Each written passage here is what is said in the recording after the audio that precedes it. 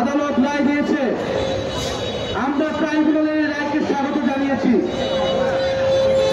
কিন্তু আমরা আজকে রাজপথে নেমেছি যে এই রায় যাতে অবিলম্বে অতি দ্রুততার সহিত কার্যকর করা হয়।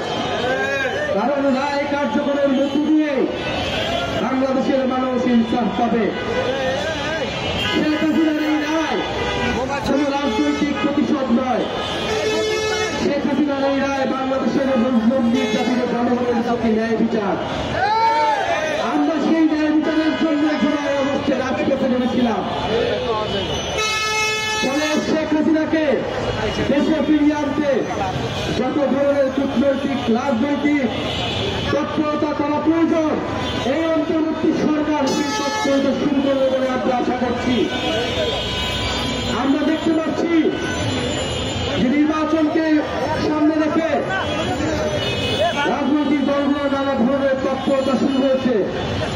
আমরা আহ্বান জানাবো বাংলাদেশের মানুষের সাথে জুলাই গণঅভ্যুত্থানের সাথে প্রতারণা করে কেউ বিচারের ব্যাপারে আপোষ করবেন না, তাহলে বাংলাদেশের জনগণ আপনাদের কোনোদিনই ক্ষমা করবে না। আমরা আজকে সুস্পষ্টভাবে তিনটি দাবি নিয়ে রাজপথে নেমেছি। প্রথমত, শেখ হাসিনাকে দেশে ফিরিয়ে এনে দ্রুত রায় কার্যকর করতে হবে।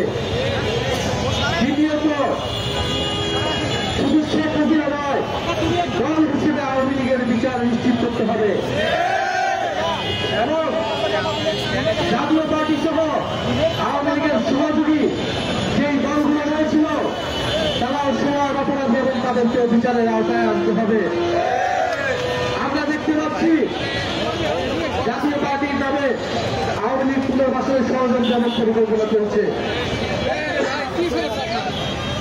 5ই আগস্টের পরে অন্তর্বর্তী সরকারের উদ্যোগে যে ঐক্যমত্য কমিশন প্রতিষ্ঠা হয়েছিল, সেই ঐক্যমত্য কমিশনের কোথাও জাতীয় পার্টিকে ডাকা হয় নাই। নির্বাচন কমিশনের সংলাপে জাতীয় পার্টি এবং 14 দলকে কোথাও ডাকা হয় নাই। তাহলে কোন বেসিসে তারা নির্বাচনে অংশগ্রহণ করবে? জুলাই সনদের কোথাও জাতীয় পার্টিকে ডাকা হয় নাই, কিন্তু নির্বাচনে জাতীয় পার্টিকে ডাকা হবে। এটা একটা চক্রান্ত এবং ষড়যন্ত্র। এই ষড়যন্ত্রের বিরুদ্ধে এনসিপি মাথা থাকবে।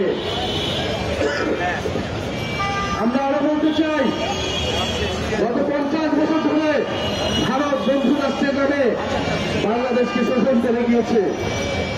গত 15 বছর ভারতের প্রত্যক্ষ এবং পরোক্ষ সহায়তায় বাংলাদেশের ফ্যাসিবাদ চেপে বসেছিল। সেই ভারত সরকার শেখ হাসিনাকে আবারও তার দেশে জায়গা দিয়ে বাংলাদেশের বিরুদ্ধে ষড়যন্ত্র অব্যাহত রেখেছে। ভারত সরকারের প্রতি আমাদের আহ্বান থাকবে, যদি বাংলাদেশের সাথে সত্যিকার অর্থে সম্পর্ক করতে চান, যদি চান বাংলাদেশের জনগণ আপনাদের প্রতি সুসম্পর্ক বজায় রাখবে, তাহলে অবিলম্বে শেখ হাসিনাকে দেশে পাঠানোর ব্যবস্থা করুন। ভারত বাংলাদেশ প্রত্যাবর্তন চুক্তি হিসেবে বাংলাদেশে মানবতা বিরোধী অপরাধীকে বাংলাদেশ সরকার চাইতে পারে এবং ভারত সেখানে বাধা দিতে পারে না। তাহলে আমরা আশা করব যে শেখ হাসিনাকে ফেরত দিয়ে বাংলাদেশের সাথে ভারত নতুন করে সম্পর্ক স্থাপন করবে। ভারত শুধু শেখ হাসিনাকে আশ্রয় দেয়নি, বাংলাদেশে যে অলরেডি স্থিতিশীলতা এবং ষড়যন্ত্র করছে সেটাকেও পরোক্ষভাবে সমর্থন দিয়ে যাচ্ছে।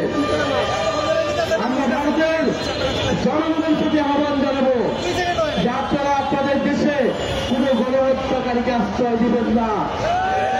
ভারতের ছাত্রদের প্রতি আহ্বান জানাবো, জুলাই আগস্টে যেভাবে আপনারা আমাদের সমর্থন জানিয়েছেন, একইভাবে আপনারা আমাদের এই বিচারের আন্দোলনকে সমর্থন জানান এবং আপনারা দাবি উঠান যে ভারতের মাটিতে কোনো গণহত্যাকারীর ঠাঁই হবে না।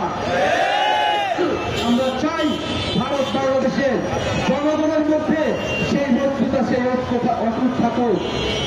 প্রিয় সংগ্রামী বন্ধুগণ, বাংলাদেশে গত 16 বছর ধরে যে খুন হয়েছে, মানবতা বিরোধী অপরাধ হয়েছে, তার বিচার যাতে অব্যাহত থাকে।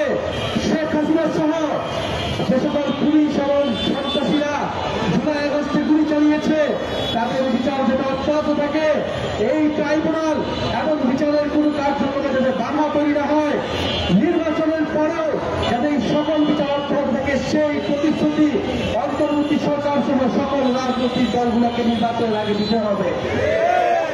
আমরা শহীদ পরিবারদের কাছে, জুলাই আহত যোদ্ধাদের কাছে প্রতিশ্রুতিবদ্ধ, বাংলাদেশের সংস্কার এবং বিচারের মাধ্যমে আমরা গণতন্ত্রের পতন করব।